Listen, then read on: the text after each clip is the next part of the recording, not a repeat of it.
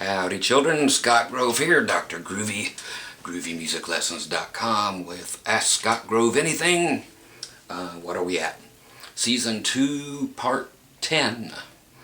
Okay, yeah, I got the robe on today. I was supposed to get out and go the second time I was supposed to go to the dentist and had to cancel.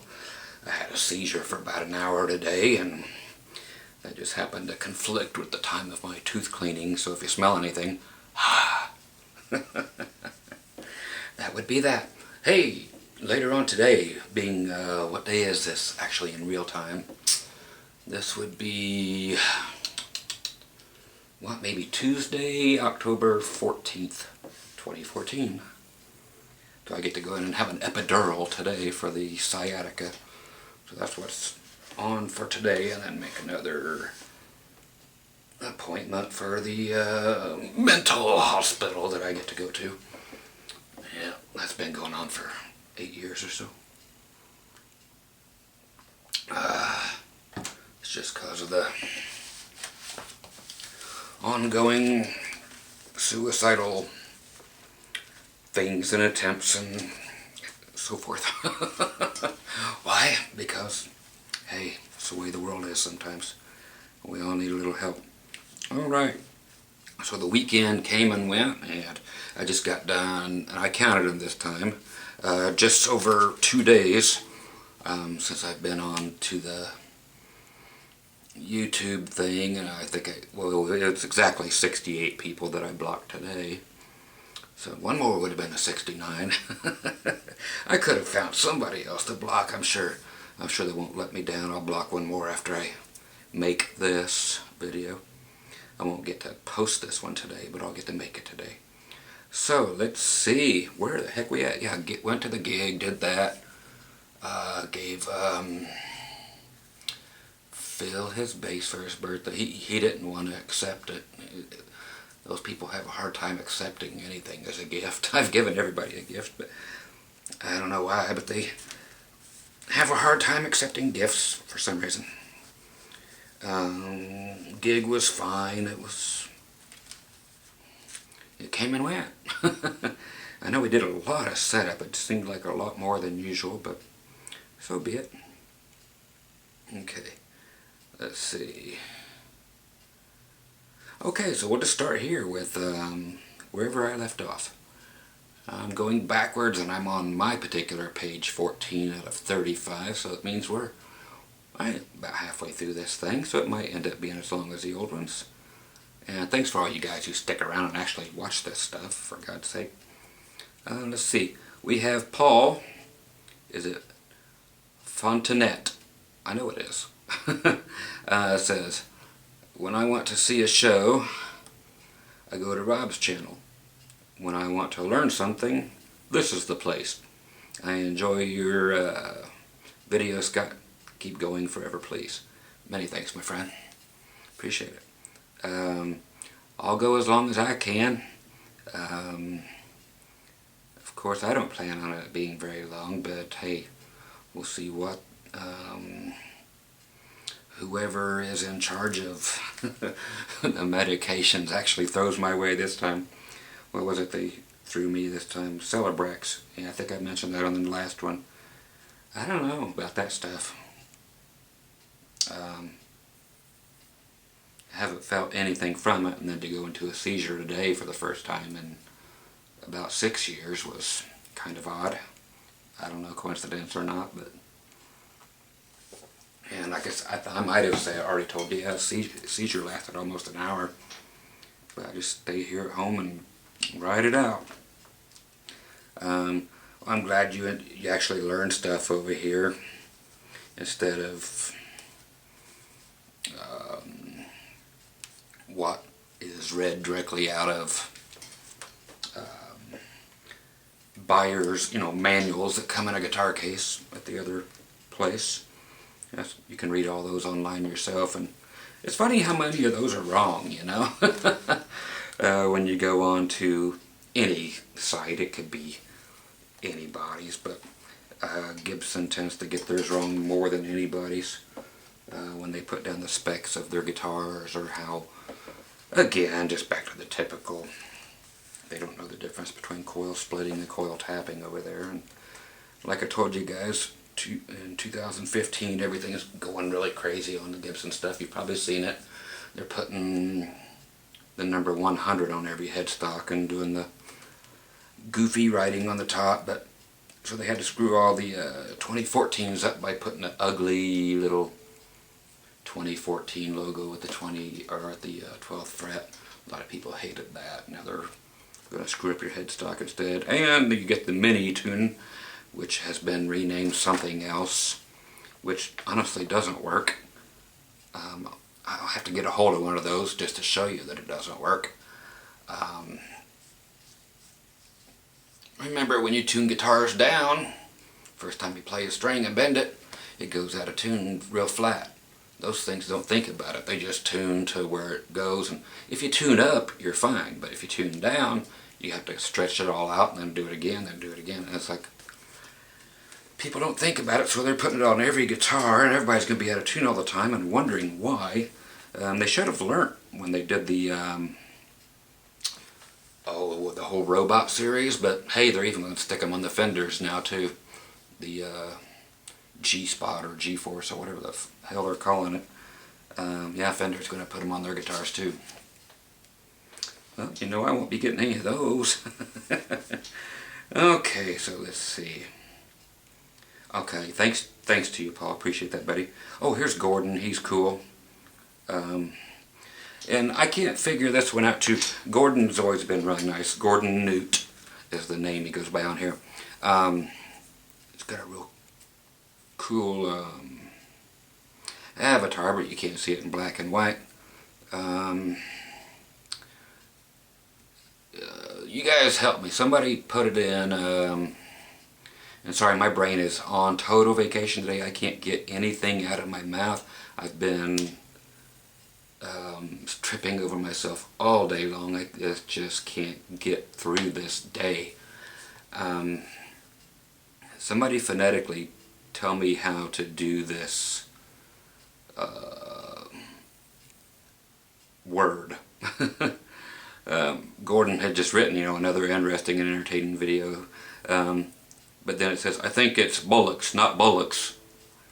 I was trying to use the word from the English people always say, but I don't see the difference. He spells one with an O and one with a U, and it looks like I would pronounce it exactly the same way, and I'm pronouncing it the way that it is said in England, but I don't know which way that would be. So somebody give me a phonetic spelling, or say it's bull, like a bull, you're writing a cow, a male cow, or if it's,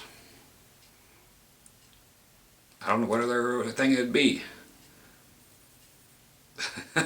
So if anybody knows this bullocks or bollocks or whatever how it's supposed to be, I don't know. I thought I got it right, but he was just trying to correct me on that, so it might help for the whole Nigel thing.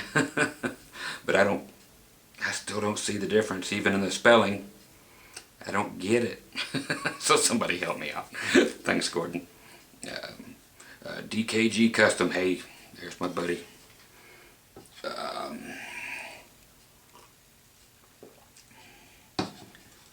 Sir Duncan just throwing down a smile. Here's me actually saying something. Oh, it says, Gary Hudson was such a pure moron that I made an exception to my no banning rule during this little promotion.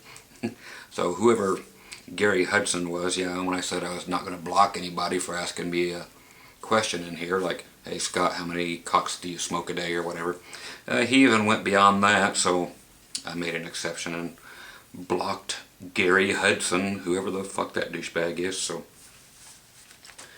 that would be that, and that ends that page. So we're off and running with a bang here. Okay, let's see. Looks like somebody's going to be asking about the little band I'm in here. What's going to come from Blardo Splats. I like that name, Blardo Splats. That almost sounds like something Duncan would come up with, because he has his little toilet seat guitar that he made called the something splat, from shitting on that seat. Let's see, it says, Scott, I watch your vids because I like having a guitar buddy over for company that won't drink all my beer. I always learn something good too. My one question is, why doesn't Lester, the name for our fiddle player, Leslie, just call her Lester. I'm looking for some old Kiss shirts from the Wicked Lester days and just trying to find a Wicked Lester shirt if they made one. Just since we call her Lester, just something to give her to wear. It says, why does she sing more songs? And has Most Wanted ever thought about recording an album of either covers or originals? Leslie just hates to sing lead. She just wants nothing to do with it, actually. She's into wanting to do an acoustic set of stuff by the Coors, from Ireland. If you guys look them up, C-O-O-R-S, great group.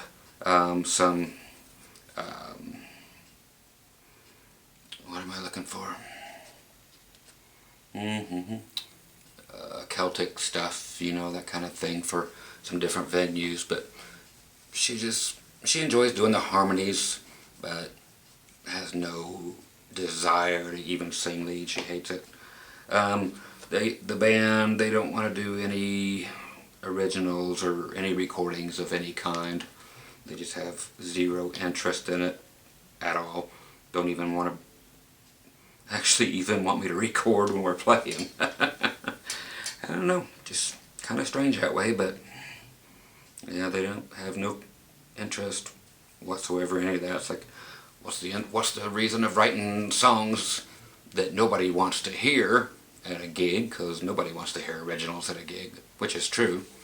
For these kind of gigs. And why put them out if you don't want to become famous at all? Or if you don't even, why record anything, period, unless you're just going to try to shop the song, if you even have a producer or anything, you're going to try to shop it. So, and none of them have any interest in that either. I don't know that any of them could write a song. Phil, the bass player, when I gave him the 5-string bass, and I knew it was going to happen, and it did.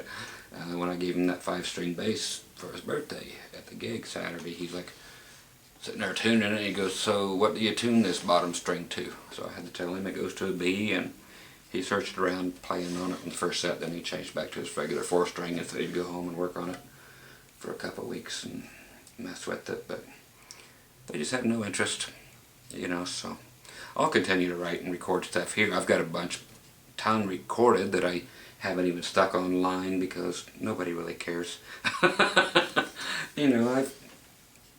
I'm the only one that really has any songwriting interest, I think.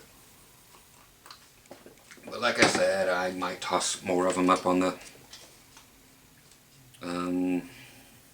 what's that called, dudes? I'm sorry, again, my head is so far out there today. Reverb Nation. So, yeah, I wish they would be a little more adventurous, but they're not, so it is what it is. It's just, I get to get out and play, so I'm not bitching. If I wanted to do something different, I'd be off doing it, so. Let's see. Hey, here's,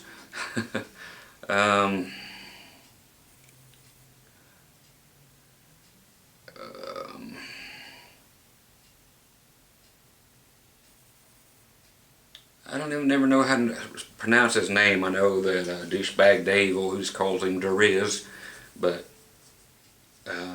here's one of his many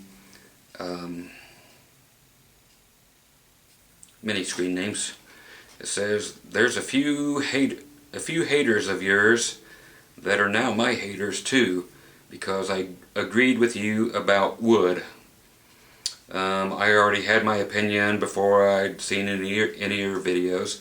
The biggest bitch I get from these people is that I'm the big Scott Grove defender. Can you explain to these dumbasses that it's not my place or anyone else's place to be your big superhero defender? I'm pretty sure you can take care of that by yourself. You don't need any of my help, thanks. Yeah, Driz, or whatever his real name is, he's never come to me about anything. So as far as him being what do you guys call people on here, fanboys? No, I know douchebag Dave and Wyatt will both be watching, and so other little fanboys. But no, I don't know what DERZ actually spells, but like I said, David came up with Driz for it. That's David Ralph Hansen. That keeps, for some reason, having a fight with this guy. But no, Driz has never been one to ask me about anything, or he has his own opinions and his own things, and he either watches lessons of mine or he don't. I don't know that he's ever bought anything or even learned anything from me. I have no clue. If anybody thinks he's a fanboy or something, whatever, but he don't. I don't know how often he comes to my channel. I've seen him respond maybe 3 or 4 times in the last 6 years. So if that gives you anything, there you go. Okay, here's Mick Kennedy. He's been writing recently. He says, "Hey Scott, what's your favorite wanking position? And are you ambidextrous?" And CJ Willingness says, "Smells like troll spirit." Actually, Mick's pretty cool. Got a really warped sense of humor, kind of in the vein of mine, but hey, warped is cool. I honestly can't remember the last time I did wank. I had to be a kid. Am I ambidextrous? As far as wanking ambidextrous, that would be ambidextrous, I guess. No, hey, I answer this crap. Favorite wanking position. He didn't ask when's the last time I wanked. He's asking favorite wanking position. Well, I guess that would just have to be over the back of some girl when I'm just getting ready to spooge. You just pull out and continue to wank until her whole back is covered, or the back of her hair, or whatever. So you get a few tugs in there. So if that's considered wanking, that'd be my favorite. Just right over the back. They don't appreciate it on the faces as much as we'd like to think they would, but no, they don't. Ask any girl out there, she doesn't like it on the face. As much as we like to see it on the face, or in the old porno movies from the 70s when everybody had a bush the size of Don King's hairdo. Boy, I tell you what, the whole ambidextrous thing, just for fun, anybody out there try to do the Hendrix thing where even though the Hendrix, just turned the axe upside down and then restrung it, so it was just like any other left-handed guitar. But have you guys ever done that? Just actually taken a left-handed instrument and just flipped it over and you wouldn't be flipping it over if it was a left-handed instrument. I had a left-handed Strat in here not too long ago, and I tried to play it left-handed, and man, it sure gives you a different perspective on how slow sometimes you really need to go with teaching people. There's I can't play these things upside down the other way. It's easier when it's things like mandolin and stuff, which are actually the same notes as a bass guitar, 4-string bass guitar, but instead of E, A, D, G going down this way, it's E, A, D, G coming up this way. So you got to think of bass guitar backwards, and that you're playing in the opposite direction. So your high notes are down here, your low notes are up here, so it's all backwards in your head, and you're trying to think of it compared to guitar, because you're never going to think of it as a mandolin. You're going to think of it in guitar terms and how you can cheat around that way. But the notes are familiar, so you're actually ambidextrous in that way in your thinking, not actually in your hands. So mandolins are fun to flip over, as are fiddles. They're tuned the same way, where you have the highest string, being E, then come from the bottom up. Your highest coming up. So 1, 2, 3, 4, like you would number guitar strings, would be the E, A, D, B. I'm sorry, E, A, D, G. So yeah, fiddle and mandolin are tuned exactly the same, but they're just upside down of a 4-string bass if you want to use the actual notes. So it's weird to think. I know it's not ambidextrous, it's the other way around, but to use the other side of your brain. I know it has nothing to do with anything. Give me a break today, please. Just rattling like I have all day. It's been nuts. Okay, here's CJ actually going to ask 2 questions for me. Number 1, it says, my one guitar has given me one unusual problem on intonation. It's going high on the first 3 or 4 frets, which is normal. Pretty much on the 6th string, so on the low E string. See, it's got a locking nut set up with the fine-tuning bridge, but it's not a typical Floyd Rose or Kaler trim. It uses the usual ball end strings through the back of the guitar, and the screw for adjusting intonation on the 6 saddles on the butt end, of course, of the bridge, and just 2 larger mounting screws at the front of the bridge, not 6 like the typical Fender setup. Let's see, I've adjusted the truss rod as much as I dare to, but the 6th string is still isn't there. I've even used a Dremel to shorten the 1 screw saddle to move it back even a bit more. Sounds like you've got yourself an agile guitar. It just sounds like your bridge is simply in the wrong place, and it happens. I don't know what guitar it is, but I would say it's probably from Rondo if it's doing that. That's why I keep sending them back. They just don't put them in the right place. And at that, you get that with a lot of Gibsons too, and people don't realize it, man. Just you folks that actually know anything about intonation, let's find a guitar from Gibson that just flat out. Well, I don't have that many Gibsons here. That just flat out just don't make it. How many do I have? Do I have one over here? Oh no, that's actually a good bridge there, the harmonica bridge. That's what they should be using on everything if they're going to stick to anything. Okay, like this, Firebird. Okay, perfect example. Now if you guys look at this, you'll notice that the low E is, I mean, this is back as far as it can be. It has been turned around so the flat side will go against the back of the stupid ass bridge. And no, you cannot set the intonation on it because it doesn't go back far enough. Why? Because Gibson sucks at where they put these things. They always have. Almost every guitar you can't get it totally intonated because you can't get the fucking saddles back far enough. So that's what problem he's having. You can't get the saddle back far enough. So what do? You live with it. Or you change the goddamn the bridge. Put a real bridge on there. So that's what I tell you to do. And I'll show you the bridge for it. Da, da, da. It's just another Gibson bridge. And it will flap right on there. And again, it's just been commonly called their harmonica bridge. And this is what they should be using if they're just going to do that. There's just a whole lot more throw there, so you got a lot more room for backward and forward. So I would just get one of these because you can actually buy these old vintage ones, or the new versions anyway, $35 for a vintage one or a new one, doesn't matter. Or you can buy these for the same thing for like $25 with the rollers on them that are gonna be really nice too. So right there, get you a harmonica bridge. It's a direct drop-in replacement. If you have a Gibson guitar, I don't know what your axe is, but if you want to write me and tell me what it is.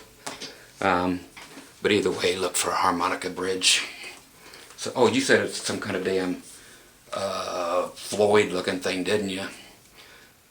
So you're kind of fucked unless you want to... You're fucked. I'm sorry. You did say it was a Floyd looking or a Kaler, but it's neither one. So it sounds like it's a cheap piece of crap. So you're stuck. Sorry to say, but I guess you just are. You know, so I just trash it and get something else. I mean, you're up a shit creek with something like that. Number 2, so just curious about your thought on those old Vester guitars. Vester actually had some cool stuff. There were 2 V's that were out. Vester and Vantage were the names of both of those companies. Again, just some import guitars from back when, but they did some great stuff, especially early on, meaning the first couple years, and then the 80s came and they started trying to do Jackson copies, blah blah blah blah blah. But when they were first out, they were all doing, everything looked pretty much like where they came from. They all looked exactly like Aria Pros and SD Curlies. They were copying those, which were kind of the Olympics who would be copying Olympic stuff. They had their own cool stuff. The SD Curly people did. I'm just rambling because you guys don't know who SD Curly is, and if you look it up, you'd be amazed that they would actually rip off people like Moonstone guitars and basses. SD Curly would. If you look up Moonstone, hey, there's some quality axes there, kids. You guys check out some of the tried and true guitars that have been around for decades that are kind of like Parker guitars that everybody keeps overlooking for some reason when they're obviously much better guitars than most. But everybody loves that decal of whatever of these 2 brands they want to have. Let's see what else it says. The Vester guitars from the 80s and early 90s, if you've encountered them, yeah, all of them. Having the intonation thinger is... says he has a JSE 750 model. I wouldn't know the model number on them since I didn't have a whole lot of them. So I could go look that model up for you. Oh, it says the intonation problem he's having is actually on one of those. Okay, which would make sense if they came, because Kahler didn't come out with whammy bars until 1983 that you could have. They showed up on Gibsons in late 83. So if you ever see any Gibsons out there that say they have a stock Kahler and it says it's a 1982 or an 81 or it's been added on, there's a lot of that on eBay. So just know the magic year is 1983 for Kahler. I don't remember, it was right around there too for Floyd, but I believe the Floyd came before the chicken and the egg, so Floyd first and then Kahler became available, and Gibson started using Kahler on everything right off the bat. So dude, CJ, send me a picture if you would of the axe. I just want to see something. Show me the bridge and show me the nut. Okay? Okay, let's go up here to Bob Y. It says, glad you're not dead. Well, thank you. I will be, but hey, I'll never know it. I said I would miss your videos. My question is, where do you live? I live in nowhere, Kentucky. I actually live in Mesquite, Nevada. It's like an hour and a half away from Las Vegas, going straight up I-15 northeast on your way to Salt Lake City, but it's right on the Arizona border. There's a part where I'm in Nevada. Arizona just kind of dips down in the very corner, hits here, then Utah is right over here. So you go 27 miles through Arizona, then you're in Utah. But yeah, I'm right on the border of Arizona and Nevada on Interstate 15. Again, the town is called Mesquite.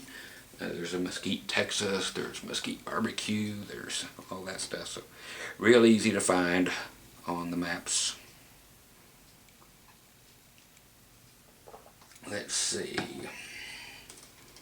And thanks for being glad I ain't dead. It's bound to happen soon, kids, but hey, it's been great, with most of you. I don't put too much time left. I'm surprised I've made it this far in, so I'm glad you guys have hung in with me, those who have. We got NH Guitar 57.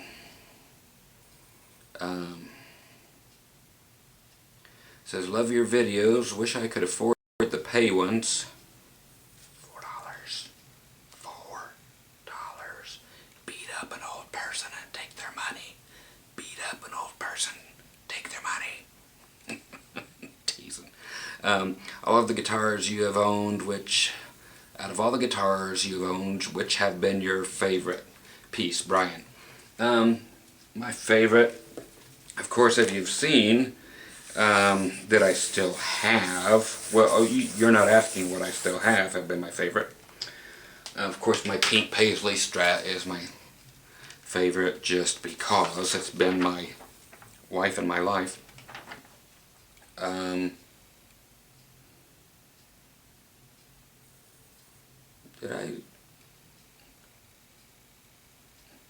I guess I missed part of this, so I'll come back and get it. Maybe I did, maybe not. Oh, I did miss it, but I'll come back and get it. So Brian's asking about guitars past and present, I guess. And of course the white Iceman back here thing that I had made is super amazing. And if Paul Reed Smith was not such a dumb fuck, he would take advantage of the fact that I alone have taken his SEEG models and turned them into $600 and $700 guitars now instead of the $225 they were getting last year on eBay, and he would put them out and put new colors on them. So those are amazing guitars, and do a bolt-on version also. That would be great. But offer other colors other than the generic red, white, or blue that every company offers when it's their cheapest model ever. But those SEEGs are amazing. The ones with the fixed tailpiece, the wraparound. Again, the ones with the trims sound different. They sound not as good. They're not as cool. These are just so dead on accurate. They're like, well, how can it be if it's just a tailpiece like you're using and other guitars not be? I don't know. Again, there's the wraparound tailpiece. Everything is perfect. Once you have two screws here to bring it backward or forward, so it's not totally unadjustable or non-adjustable. So you can go 9s or 10s, whichever you want. You'll be fine. But that thing plays in perfect tune, and it's, for some reason, you would think it had the whole tempered fret system on it, because as impossible as even our buddy Will would tell me, all these notes, even on my low strings and my high strings, right here on the first fret, they're in tune. If I tune that string to an E and I play the first fret, it's going to tune on my Con Strobo tuner. It'll be an F. It won't be sharp. F sharp will be F sharp and not sharper. G will be, I mean, it's just in tune, every string, every fret, even though they're not tempered. Meaning squiggly, like spaghetti all over there, like you guys have seen. If you don't know what tempered frets are, Google it, check it out. But that's just the most in-tune playing guitar on the planet of the earth. There's some magic there, and Paul Reed Smith, you are a dumb motherfucker for not continuing to make those. Everybody is interested in them, and they're all wanting to know why they can't get them, and have I hoarded them all? I've hoarded a few. But people want them, and I got them. I'm not ready to sell them. So if anybody knows Paul Reed Smith out there, tell him he's a dumb fucker and he should start making those again, or having them made. Hell, I ought to call over there and at the factory over there where Rob Chapman has his stuff made for him, and just say, hey, start reproducing those SEEGs again, and I'll put my name on them. I'll change the body style slightly, but hey, say hey, still got the plans on those? Because they're perfect. I would gladly put my name on that fucking guitar. Gladly, gladly, gladly. What would I change about it?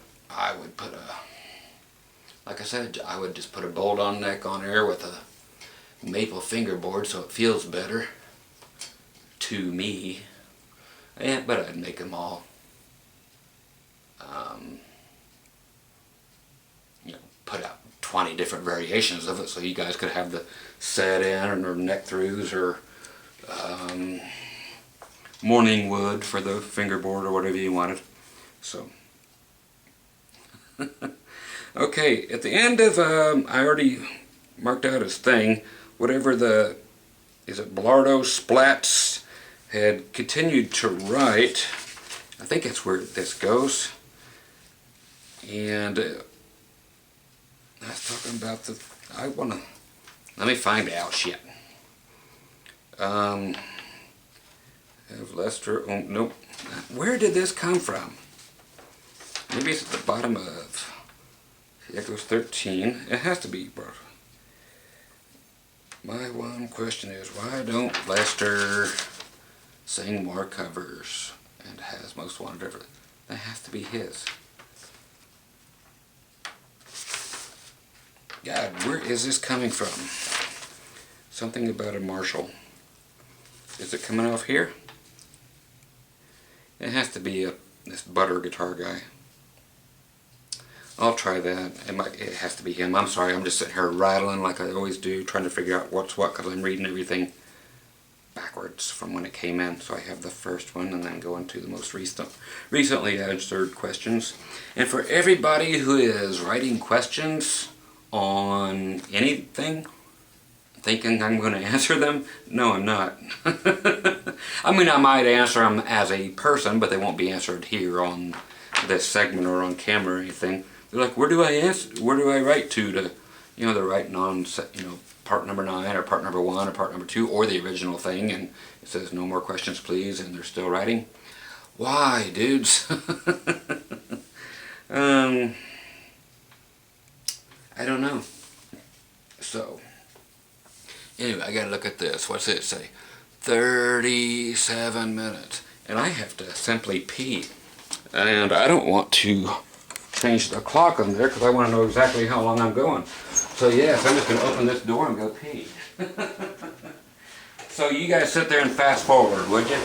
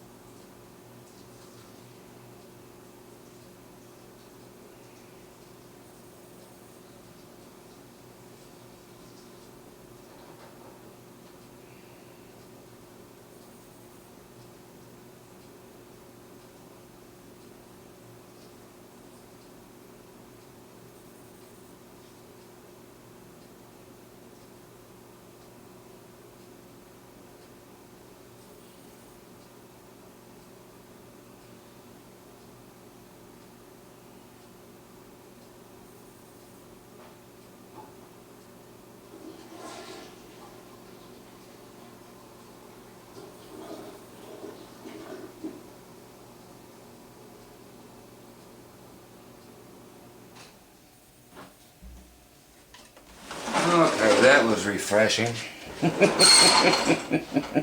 Yes, I just did that. Would you expect anything less? Oh, my penis just hit my, what the hell you call these things? I haven't played that in so long. That thing. The banjo ukulele thing. That thing ain't nowhere near in tune.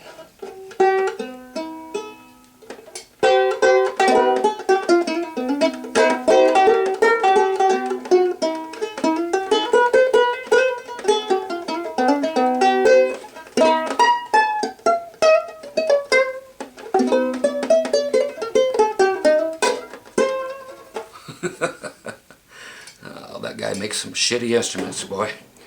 Glad I got that one to actually play. Well, I don't use it, so it doesn't matter. Okay. It says, what is it that led you... Oh, this is from... Sorry. Learless Feeder. F-E-A-D-E-R. Instead of Fearless Leader. You get it? Okay. It says, what led you to live in the Southwest? A bitch. Like anybody else. I was on the road. Oh, here's the true story. Some of you heard it, some of you haven't. Quick story, it's on the road, blah, blah, blah. I was actually living here in Mesquite back in 97 and 98. And then had to leave town because my wife got extremely sick, different wife, and couldn't work anymore, all kinds of health problems. And we had no choice other than to just go back on the road. If she couldn't work, then there was no way to afford living in this town. So we just went up and did a show with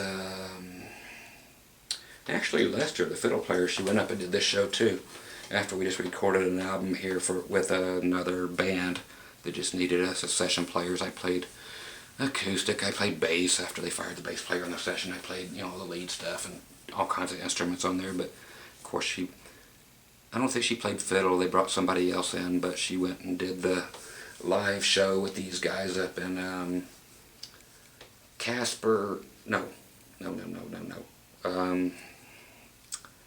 What's the good town? There actually is a good town in Wyoming. Jackson Hole.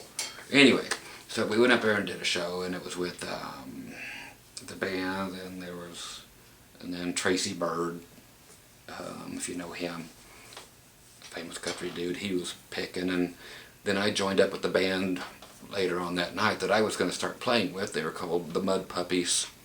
They were playing at the $1 Million Cowboy Bar there, so I went over there and met them and said, hi, I'm your new guy that the agency said would be coming. And then Tracy Bird came up after the show and picked a bunch too, so I just played that throughout the night. But anyway, so the wife and I were on the road again, just so we didn't have to pay bills. You know, just ran away from bills because they were mounting up hugely within the medical department, and all of a sudden I had a extremely sick wife on the road with me, and she ended up having a tubal pregnancy on the road in addition to all that, which of course, you know, was the one and only time I'd ever reproduced. That just died then and there. And anyway, of course, after a little bit she wanted to get off the road and be near her family. Well, her family lived here in Mesquite, Nevada, so we got off the road and went to Vegas. I hated it there. She worked there for 2 weeks. I did my little gig and things in town, and then said I hate this town, which I do. I really hate Vegas with all my heart. But so we came here to where her family was. She wanted to be near them. Okay, so now she was nearer than she was planning on, and nearer than her family was planning on. So then her family ended up all moving away, and she ended up running off with the first blackjack dealer. I remember they were living in a trailer together at a trailer park, and then she ran off with every time there was a doo-wop group over where she was cocktailing at. The casino no longer exists. It was called the Oasis Casino. Anytime there was put it this way, she liked the brothers. So she took off with them and gave me a call a couple months later and said, I'm out in California and they're beating the hell out of me and making me smoke cool cigarettes and menthol cigarettes, and only when they say I can smoke them and blah blah blah. So I had found Rosie at that point, and all was good on my end. It's like, sucks to be you. So yeah, I'd already found my wife to be here at actually in Cedar City, a place called the Playhouse that is no longer there either. And that's about it. You know, I was just asked to get off the road for a little bit again after she had the tubal pregnancy, and so we came here.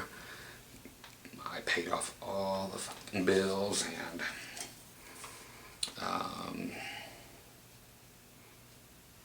struck it rich on the new wife end, meaning quality-wise, and then struck it fine and dandy on the regular money-wise too, just with the videos.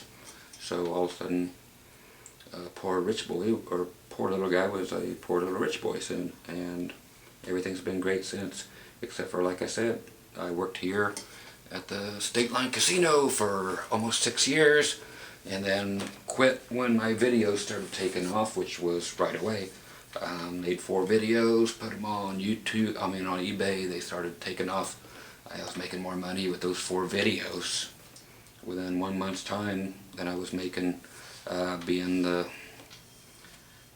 shift manager and bartender over there at that place. And so I just went in and just quit. No notice, no anything. So, but funny, they still let me play there all the time. But then within that month after that, then the first stroke hit and everything went to shit, except for the sales. They kept going on, and I would make a video that I still can't remember to this day, probably about 60 of them that I have for sale. I don't remember making a one of them. But that was all just whenever I could get in front of the camera and do anything. And that's just how I started to make my living, and that's just the way it's been since. And that's the story. That's how I got stuck out here. Why didn't I go back home to Indiana? It's because it snows and it rains, and I don't like that stuff, so I stay here. I don't go outside unless I have to play. The rest of the time I just stay here and either sleep all the time, or I'm at the doctor's office, or I'm having fits of, seizure things. But like I said, I hadn't seen one in 6 years till today, but then I was having to go to the mental hospital, and which actually just boils down to a shrink in a very small building. Just because when you tell people you're going to kill yourself, they tend to go get freaky on you. So, yeah, welcome to my life. Okay, so I thank you for the question, and there's that answer again for anybody that wanted to know it. That's it, basically. Music 23. Yes, I washed my hands after I peed. I'm still wiping them on my robe, just in case this doesn't smell of vision. Wouldn't that be funny if there was like a big pube hanging from my fingers there? Let me look. No. Okay, for Music 23. Says, hey Scott. Hey buddy. Says, enjoy watching all the videos, or all the Ask Scott videos. Doesn't say anything about the others. Oh, and I went over a question too a minute ago. I'll get right back to it. It says, what is your favorite Kiss song? That's Love Her All I Can. That's my favorite Kiss song of all time. Let's get a Kiss guitar. It's not plugged in, of course. But man, just what a funky groove. I just tripped over myself again. Just a... See. See. See.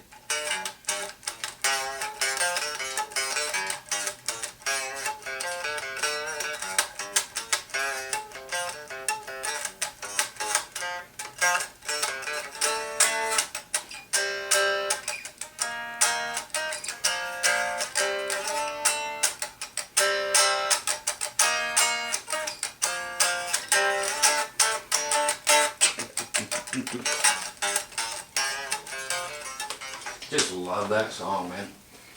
I think it was off like Hotter Than Hell or something, off of one of the first 3 albums, and those first 3 albums will always be my favorite. Just cause that was... I'm like everybody else, I just liked that stuff back then. And it says, what is your favorite movie? Somebody had asked me what my favorite comedy movies were, and I answered those, which were the Fast Times at Ridgemont High and The Breakfast Club and all that typical 80s stuff, and even Grease. But just my favorite movie, period. God.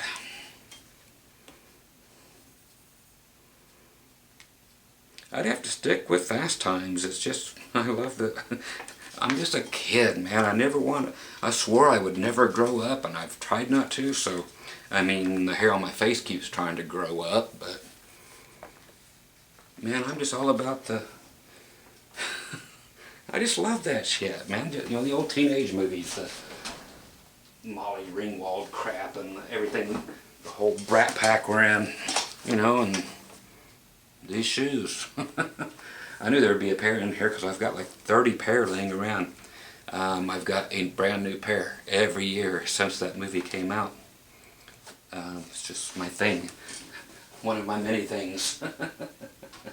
So yeah, Fast Times at Ridgemont High, I'm going to stick to it, and no matter where you put it, I just love the movie and just makes me feel good every time it's on. Somebody had asked a minute ago, and I think I had to pee, and they were asking about my favorite guitars, past and present, just of all time.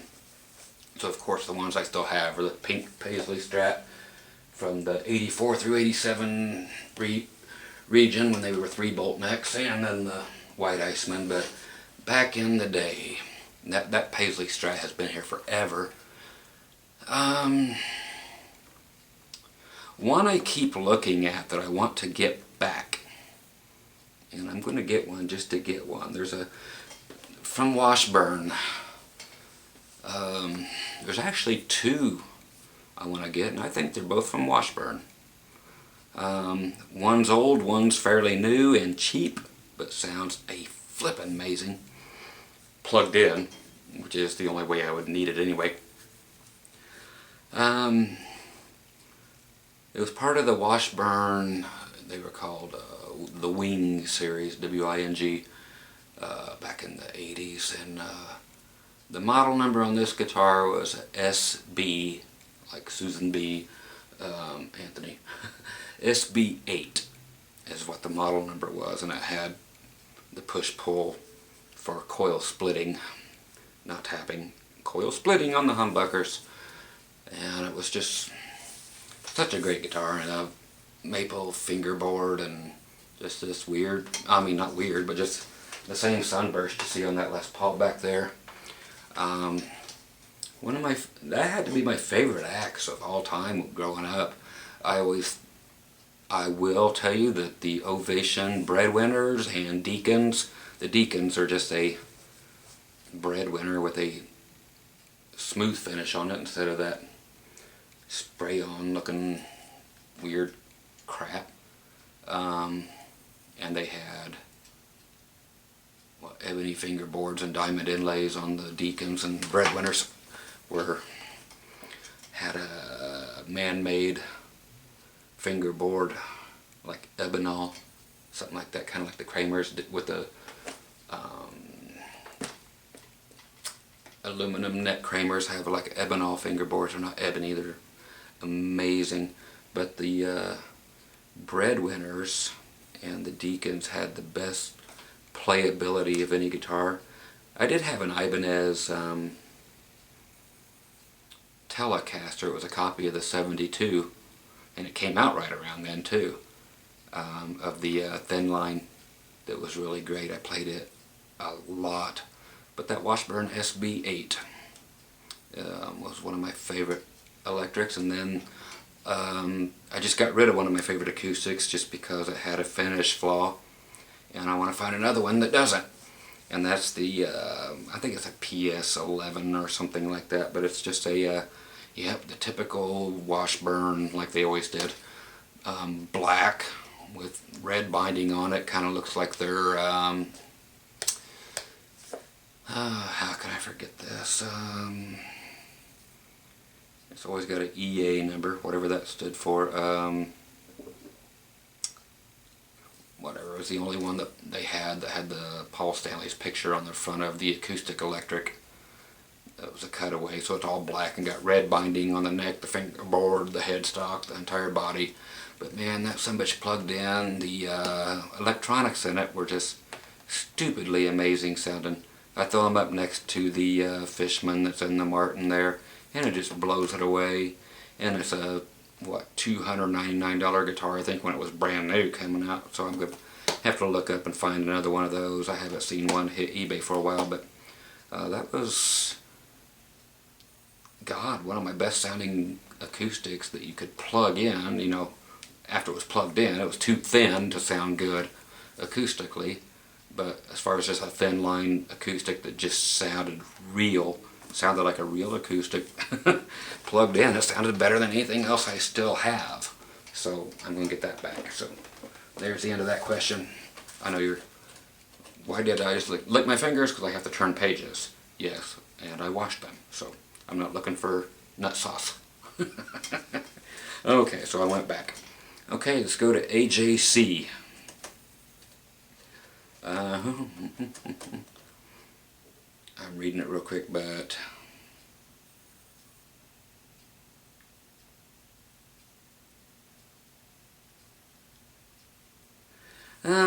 some of this I'm going to have to I have to leave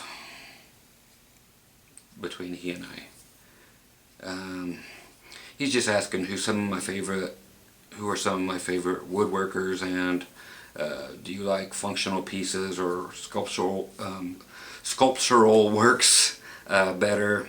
Thank you for your generosity, and I appreciate your hilarious videos as well as your honest and thoughtful approach to guitars. And then PS is all up for me in case I want to talk to him about certain things. AJ, I don't have any woodworker friends or mentors at all. I don't pay attention to any of them. It was just something that I did on my own. I didn't follow anybody else's anything at all, and I never watch anybody after I do things. I just did it my way, like Elvis. So I have zero mentors, influences,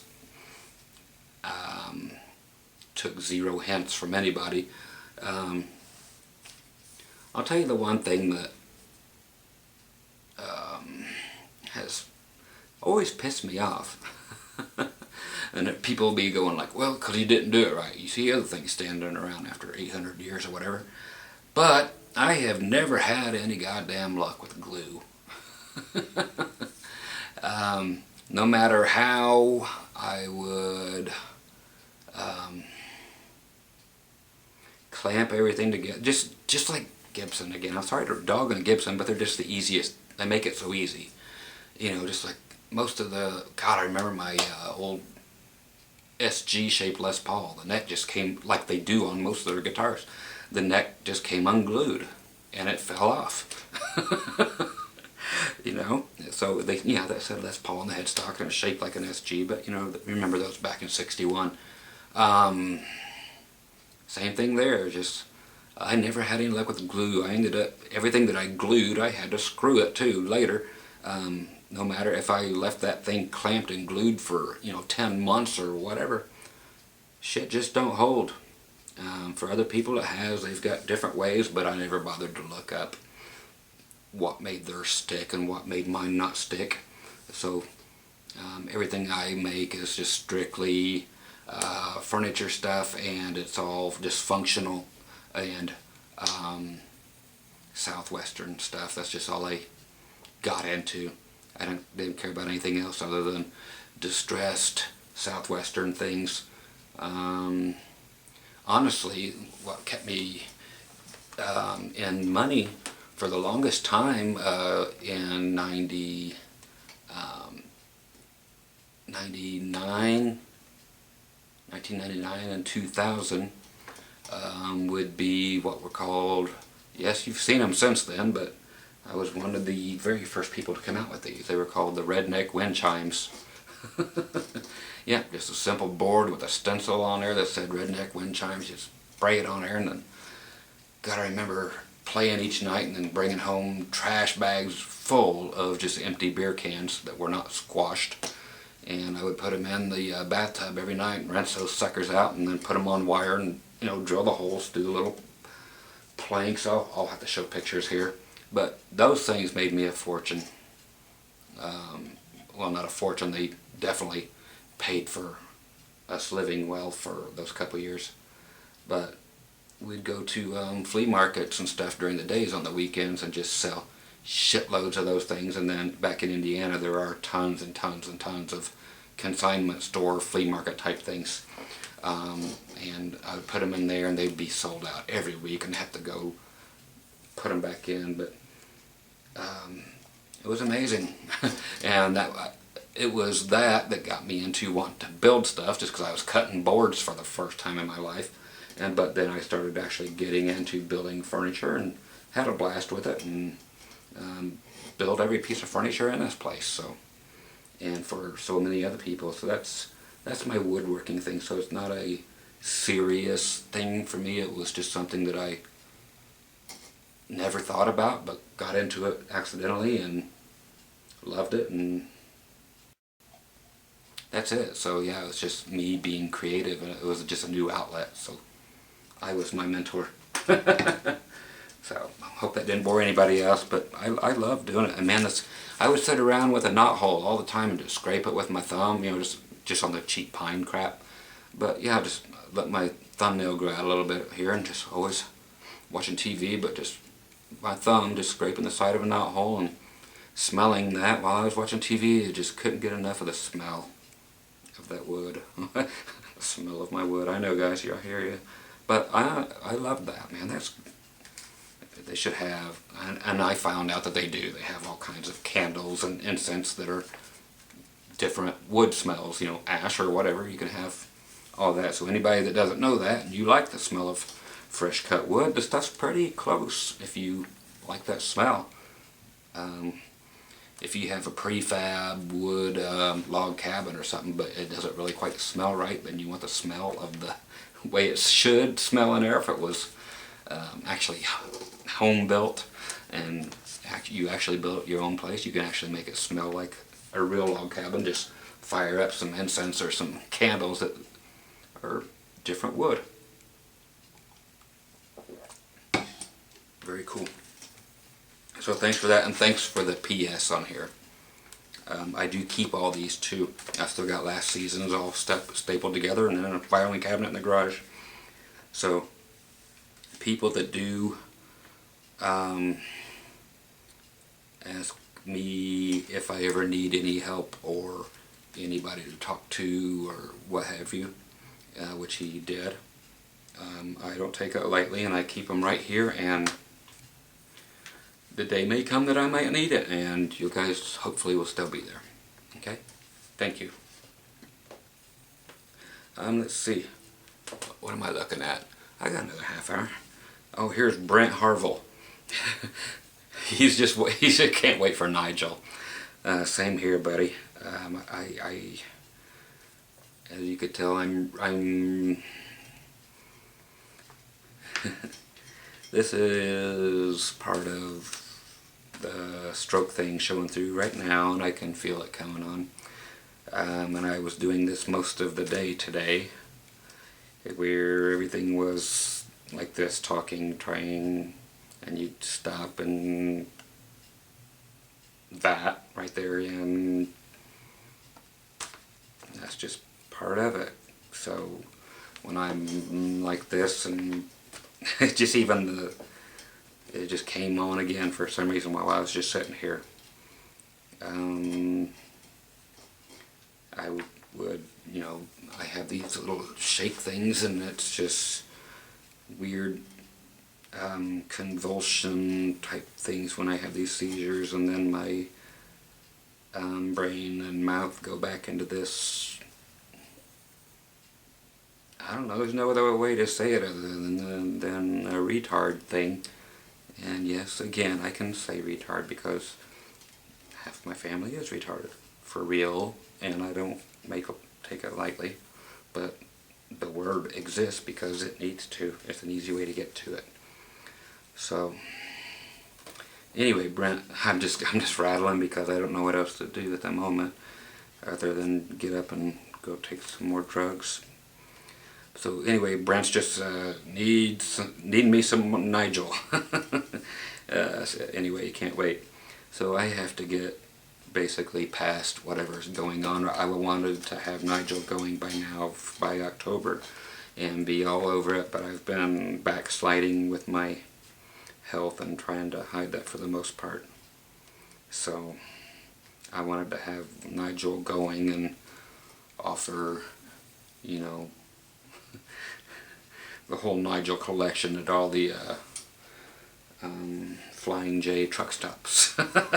You wouldn't believe how many people actually who are truck drivers grab, you know, just my videos, or I'm sure anybody's videos, but it's just, my stepfather was a truck driver. He's the one that bought me all my gear when I was starting to play. I mean, anything I wanted, he would take care of it no matter how he had to. Nobody was well off by any means, but he made sure that I took care of my dream, and he would come and see me on the road wherever I was at. He would drive 1,000 miles out of his way, come to a gig, and he took half the pictures that are in my photo albums because he would just do anything to say, "That's my boy." And down in Florida, some cops found him. I haven't found the story out still, but they beat him to death right there outside of his own truck parked on the side of the highway.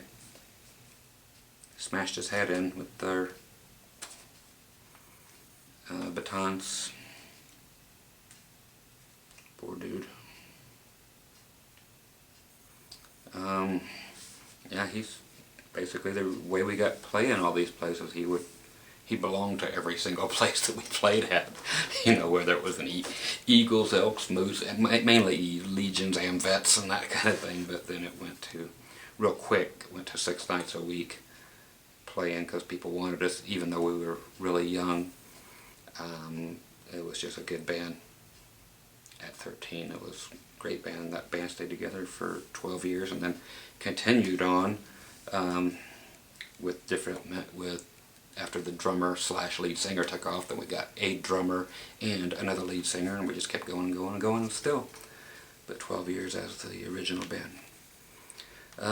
Let's see what I got as far as time. I'm still good, 25 minutes or so. It looks like a Gulo guy. Gulo guy. Says, "Hey Scott, hey Gulo guy. Would you please consider doing some videos on topics such as piezo pickups, piezo electric, and piezo acoustic with active guitar pickup combos, and explain some of the pros and cons of such systems and how to properly set them up? I've done many of the setups and installed many, so I very well could, yes. And how to properly set them up, and how to properly ring them using, then parenthesis, using volume pedals or AB boxes, DIs, compressors, mixers, mono, stereo cabling, amp requirements, and some of your recommendations, recommended effects boxes that might go well with acoustic guitars, because you don't want them to detract much from what your acoustic guitar should sound like." It says, "Thanks, and I love your no-nonsense style of guitar." And it says, "Go Scott." Yeah, that's one I could actually do. Is the piezo thing is a very misunderstood thing, and there should be more videos out there about it. Number one, that is how you pronounce it, is piezo. It's not a piezo. You know, the tweeters and the pickups and it's P, like I just went and took a P, A, if I was from Canada, I took a P, A, so what? No, it's not so, it's zo. Piezo. So, that's what's in these things. You know, that's how I electrified this thing, just doing that little preamp and the piezo under the bridge, little 1/4" jack. I've installed these in many things, and they've gotten better over the years. But yeah, there's definite things that you do want to know about them, definite things you don't want to do with them, and they've become a little better, and there are things that you can do to get more out of them. The one thing you just never want to do is think that you can play. Let's see, just real quick, just so because I like to just stop and explain things every now and then.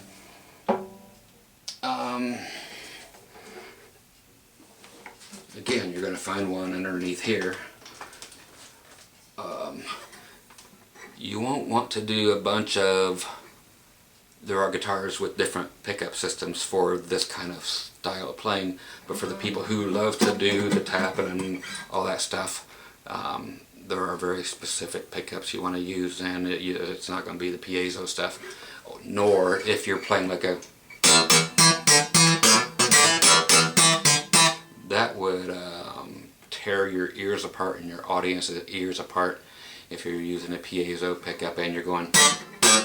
Or if you're using an acoustic bass, which 90% of them or more will have piezo pickups in them if they're acoustic electric, and if you go to pop them,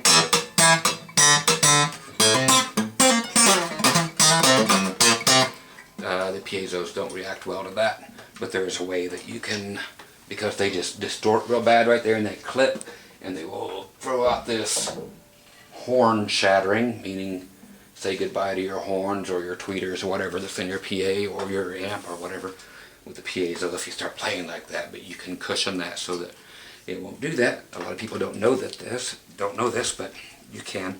So I'll definitely do a video for that, because that's a great idea. Just because I'll look and see how many videos are out there on the idea on this thing. But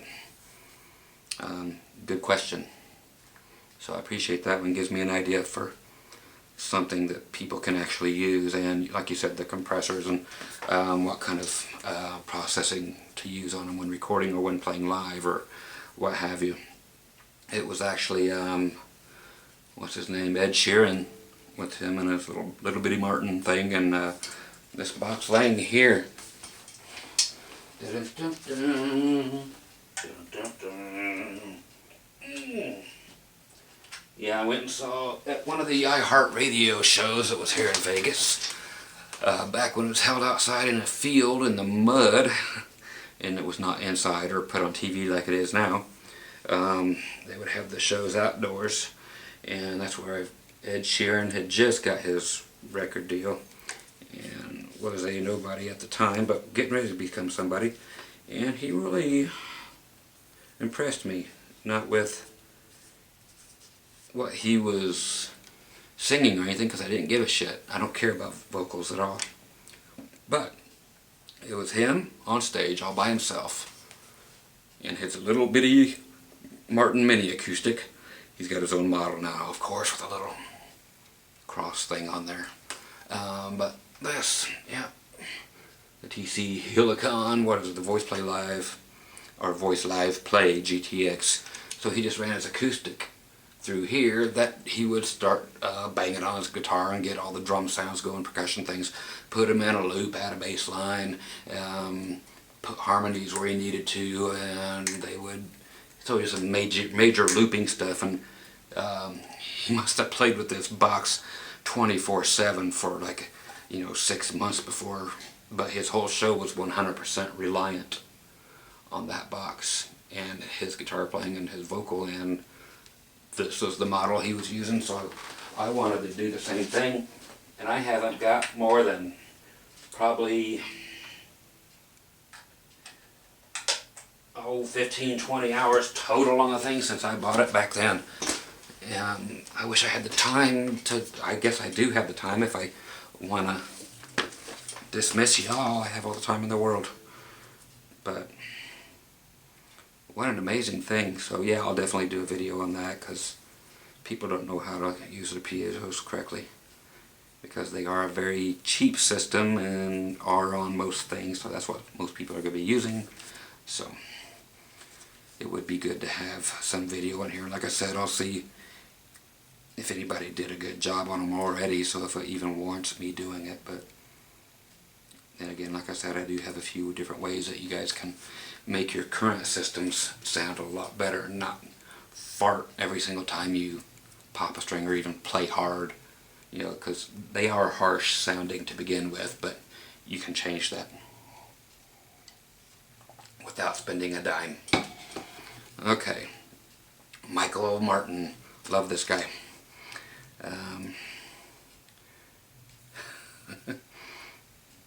Let's see if it's an answer to somebody or...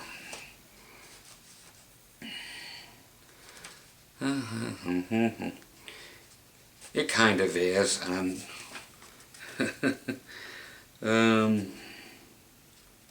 Are these in order? I guess it is. Somebody over here telling me to keep the beard, which is a guy named Butter Guitar. Says, have you ever owned any Marshall JCM 800 or 900 amps? And if so, what's your opinion on them? I'll get back to you, Michael. Yeah, the 800s and 900s, I've had quite a few. But the 800s definitely more than the 900s. The 900s were the dogs of them. The 800 was very basic amp. And you would just do the Lee Jackson mod to them to get them to sound like what everybody wanted them to sound like in the 80s. But you can still barely find some that are unmolested as far as the 800s, but they're not brilliant sounding. They just require, God, they're just not beefy, you know. So no, you guys have played 800s. I don't know if you played them that are unmodded, but they don't have any kind of master volume or anything. You just have to run them on 10, and you just get that barely little bit of breakup that I guess some people want, you know, typical 70s type of sound. But in the 80s, Lee Jackson was doing all the mods for them to put a master volume and all that crap in, but until Marshall caught on that's what everybody wanted, was a master volume, and people using power soaks on them and everything. But definitely the 800 over the 900. You can't give a 900 away these days. It says, what's my opinion on them? Yeah, screw the 900. The 800 is the one that, like I said, everybody had and still want in order to recreate the 80s sound or that 70s sound. But only if they were modded. Again, by themselves, they're just a very basic sounding amp, you know, just no real bottom end. You have to coax it out of there or put an EQ on there to try to force it into those little 25 watt Celestions. But definitely a lot better amps out there, but it depends on what you're going to use it for. So for me, they serve no real purpose. I just had them because I could. And they sat in here just like these and did nothing like these do. So anyway, what Michael Martin had said was a response to somebody else earlier. How far up was it? I think it was like 2 pages before.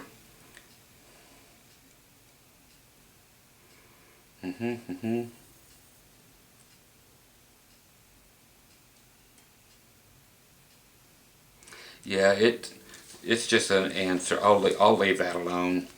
It's just Michael answering a person.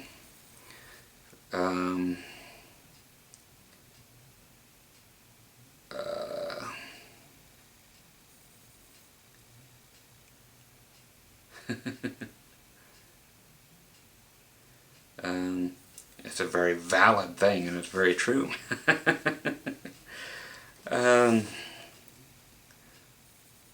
So do I want to read it? Let me see. It actually comes into play. I'm going to circle it and come back to that because it is just a response of Michael's, and I'm not really one for censoring many things. So, and he's a good friend, and I don't want to censor him, but I'll mark everything out. But I want to put it in where it's actually a reply to somebody else's thing. So I will write it next to, it's in a couple pages when it goes up to a guy named Joe Johnson that I won't get to today. I'll just put get Michael's response 2 pages ago.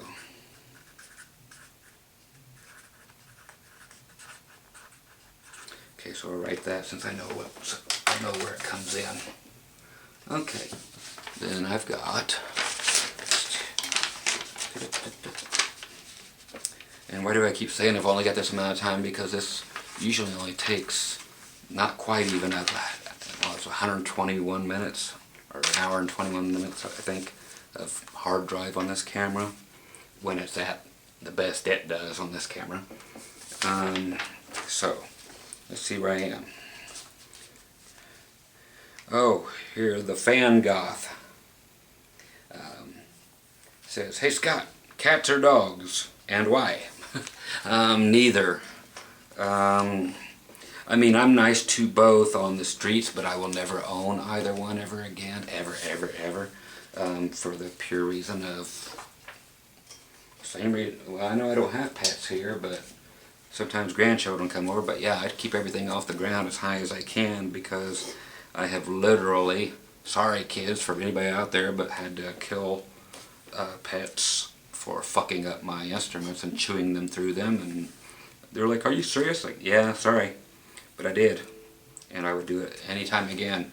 Anybody brought a dog or a cat over here and did some scratching and pawing on one of my guitars, it would be a dead animal. So that's that. I have no more feeling for them than that. I think they're I've eaten dog before. Again, Pocatello, Idaho. The Green Tea is the name of the club. The owner there from Vietnam invited us over for a little food and Vietnamese cuisine. So you slice open little Rottweiler puppies while they're still alive, and you cook them and you eat them. It's tradition and it's food from other countries, so you abide by them and you try it and whatever. You know, so it's nothing mean when it is a delicacy or a thing. We are carnivores, and that's the way it is. So yeah, I have no, like I said, I don't go out of my way to mistreat animals at all. I'm always kind to them, but if they do anything as vile as piss on my stuff, so it's gonna fuck up my finish, I will put them down then and there, and I won't think twice about it. Don't matter if it's been like my dad's favorite pet for the last 12 years. It's going to be in the ground then and there. That's the way she goes. Hate to be so cut and dry, but you asked and it's honest, so I know it'll be around there. Scott's an animal. Should be put away for cruelty to animals. They shouldn't fuck up my shit. I do the same to a human that came in here. I have, and that's a whole different story. It was recent again. You guys don't know this story, and you probably won't. Let me see what I got left. I got maybe time for whatever this is. Tim White, and then CJ responding to Tim, and then Tim responding back to CJ. I'll just read it and see if there's anything for me at all. It says, oh, I know what this one is, and it's going to be no. It says, Scott, would it be possible to show us your handgun and speak about it some? Show us how it comes apart, how you clean it, and all that stuff. I would just find it interesting is all. Also, I love the songs that tell a story, and have recently been working on a cover of Guy Clark's The Guitar, which I'm not familiar with since I don't listen to anybody. But I'm not trying to play Verlin Thompson's part note for note. And then it says read more, and I didn't uncollapse it, so I don't know what the rest says. And again, that's just me. I miss things. I'm sorry. And CJ says, I don't want the trolls labeling Scott a gun nut, which I consider those who hoard 50 or more assault rifles with AP rounds and drum magazines rather than somebody with one handgun that they've kept locked up. And he's got says there are a couple of trolls out there already claiming, then it says read more, so I didn't read more on his either. I forgot to uncollapse it before I printed him. And then Tim White again says trolls will be trolls regardless of what's what. Screw them and pay them no mind. Let's have some fun. So, I've got the 44 here, but and bought lots of knives right here and lots of other fun toys just waiting to be used in different locations of the house. But as far as getting on here and going into them, I really have no honest interest in doing so. I just don't see that it serves a point. But thanks for asking, though. I mean, it's a perfectly valid question. It's just not something I'm into going through, so I'll just leave that as it is, okay? So anyway, I'm going to respect my hard drive on my camera and mark out what I've got here. And for all you animal activists out there, or whatever, just because, you know, people are people, and people have views, people have other things. I'm not going to come to your house and kill your dogs. I'm not going to come to your house and kill your cats. I'm just not going to own either one ever again. So, yeah, I still go to animal everything, you know, rodeos and play all these things, and I pet the rabbits, and I go to the zoos, and I love going to zoos. I love animals and stuff, but I don't believe in owning them and letting them in the same room. That's the part where it just gets dumb. I'm sorry, but yeah, cats laying inside my guitar cases, and you know how they do. I don't find that in the slightest bit cute, so that gets them killed, and that's just me. Okay, so you can leave it alone, and please don't write any letters and blah blah blah. So I won't own any, so therefore I won't have to kill any again. So yeah, I lost a couple pets that day and never had any since. So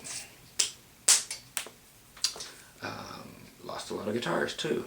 As far, you know, because I had to sell them because they had less than perfect finishes left on them, or less than any wood left on some of them. So anyway, there's no way to get out of this. You guys be groovy. I'm going to go take some more meds and be fucked up. I'll tell you the truth. So I guess that was part 10, season 2 of Ask Me Anything. Took me to page 11. I guess this will run out pretty soon, depending on how long I yak. But thanks for enduring my pee and enduring this thing right here, where my remnants of some of the strokes have come back recently. I hope they go back away, but I guess that's why you take drugs, and you take drugs and people yell at you and tell you to take stuff that's not drugs, and they do it by stuff, natural stuff, and then you do all the natural stuff and you die. And I'm not fond of the drugs either, but there was a little girl, if you remember Poltergeist, the movies. Yeah, that's her. Her family never let her have any meds, and she died needlessly. All she needed was one shot. She would have hung around. But so holistic medicines and other natural things and so forth, I've tried them, and all along the way I've tried every little thing, acupuncture, people, the whole nine.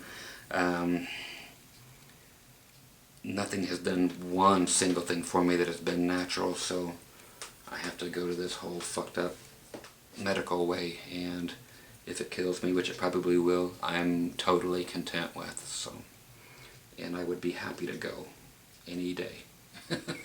So if there is a God up there, yeah, take me, I'm done. I'm really done. Very done. But if not, then hey, you'll see part 11 sometime this week probably. So you guys be groovy, and I'll hopefully, maybe, kind of, sort of, talk to you guys soon. You don't want to be me, trust me. Take care, guys, and thanks for watching, and thanks for caring for those who actually do, you know, deep down, other than for whatever other reasons, okay? And good night.